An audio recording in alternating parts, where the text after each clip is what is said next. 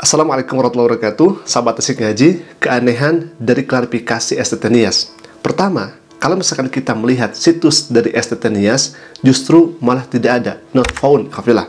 Kita tidak menemukan STT Nias di media sosial. Apakah diblokir atau seperti apa? Ketika kami mengetik STT Nias, itu yang ada not found, tidak ditemukan, alhamdulillah. Ini menjadi kejanggalan dan keanehan yang begitu sangat luar biasa. Nah, kalau misalkan kita lihat daripada klarifikasi STT Nias, hemat kami juga, ini agak-agak aneh juga, alhamdulillah.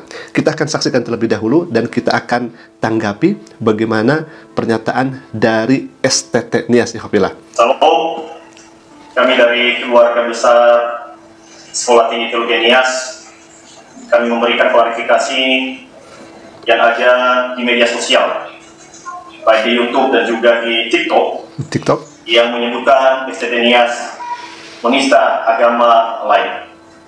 Maka pada hari ini, Sabtu 16 November 2024, pukul 11.35, kami nyatakan bahwa STT Nias tidak pernah mengajarkan materi yang telah viral di media sosial kepada seluruh mahasiswa STT Nias. Yang pertama. Dua. STT Nias tidak pernah mengupload seluruh bahan ajaran di website STT Nias. Tiga. Kami nyatakan bahwa gedung yang viral dan jas alma mater mahasiswa yang ada di YouTube dan juga di TikTok yang menyatakan bahwa STT Nias menista agama, kami nyatakan dengan tegas bahwa itu bukan gedung kampus STT Nias dan itu juga bukan jas alma mater mahasiswa STT Nias. Empat. Setelah kami membuat klarifikasi ini, maka pihak kampus akan melaporkan kepada pihak yang berwajib karena kami merasa sangat dirugikan dan mencemarkan nama baik Sekolah Tinggi Teologi Nias. Terima kasih. Salam. Baik, itu klarifikasi yang disampaikan dari STT Nias, alhamdulillah. Kita sudah mencatat di sini ada 4 poin yang sudah disampaikan klarifikasi STT Nias. Yang pertama, tadi dia menyebutkan seperti ini. STT Nias tidak mengajarkan materi yang telah viral di media sosial kepada seluruh mahasiswa. Kita catat terlebih dahulu, alhamdulillah, terkait daripada poin yang pertama ini. Kita akan bertanya kepada yang bersangkutan. Bagaimana pertanyaannya? Pertanyaan seperti ini. Yang pertama, poin A. Untuk siapa file atau materi yang ada di website STT Nias yang pernah ada sebelumnya, sebelum terjadi penghapusan oleh pengelola website terkait pembahasan materi Islamologi? Sekali lagi, kami garis bawahi, bahkan kami dicetak di sini dengan menggunakan warna kuning, alhamdulillah. Untuk siapa file atau materi tersebut yang berada di website STT Nias sebelum terjadi penghapusan itu? Itu yang pertama, poin A. Poin B-nya, bukankah ketika materi atau file diunggah di website tersebut, kemungkinan besar yang akan mengakses, mendownload, membaca file atau materi tersebut bukan hanya dari kalangan mahasiswa saja yang tahu akan alamat website, tapi di luar mahasiswa bisa mendapatkannya, termasuk teman-teman dari Muslim memiliki 12 file dari website STT Nias.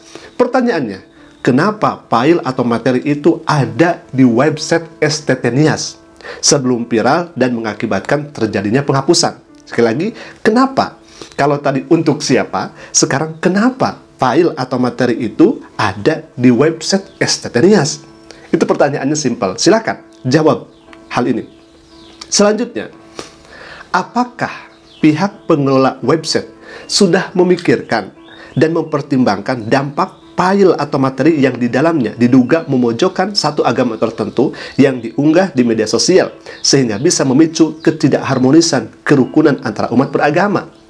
Nah, di sini kami bertanya, sudahkah berpikir pihak pengelola website tersebut ketika mengupload video di website STT Nias, apakah dan bagaimana dampaknya yang kemudian nanti akan ditimbulkan? Sudahkah berpikir ke arah sana?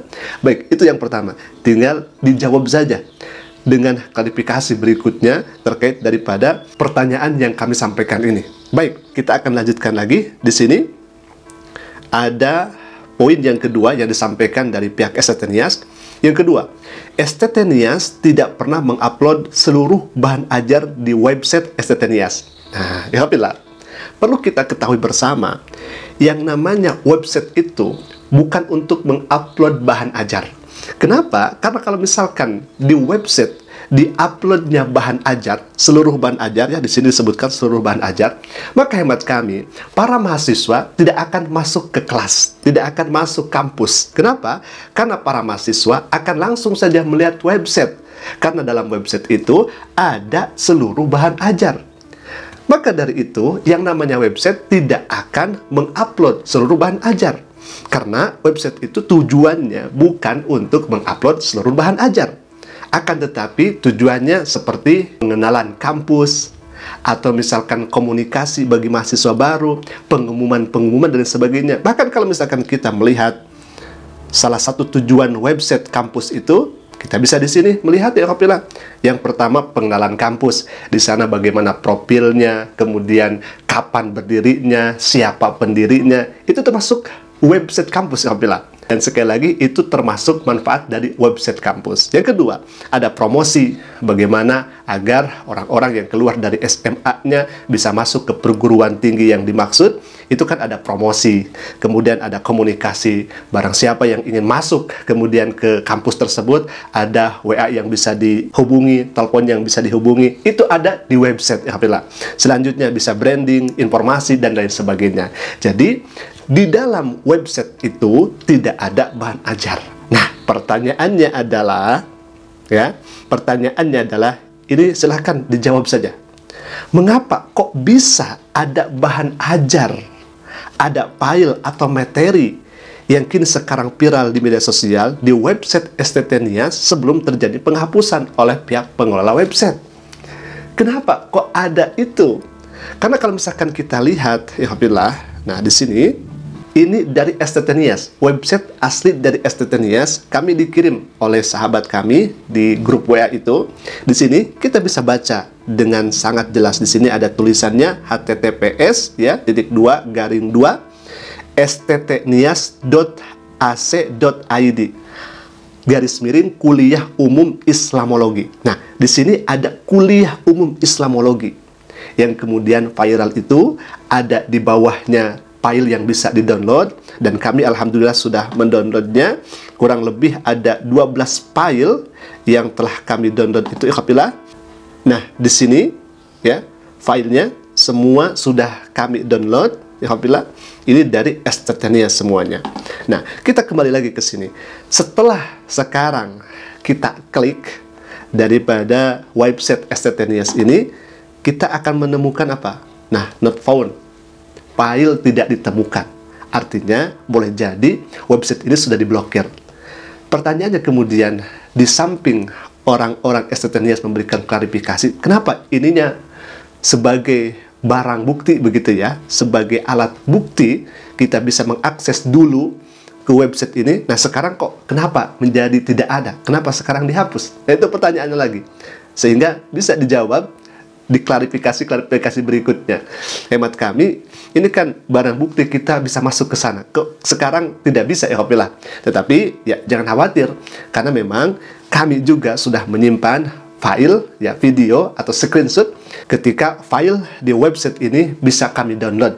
Itu sambil di screenshot oleh teman muslim yang lainnya alhamdulillah. Jadi kami juga dikirimi oleh teman muslim yang lainnya terkait daripada website STT Nias ini sendiri. Nah, alhamdulillah, kita akan lanjutkan lagi ke poin berikutnya.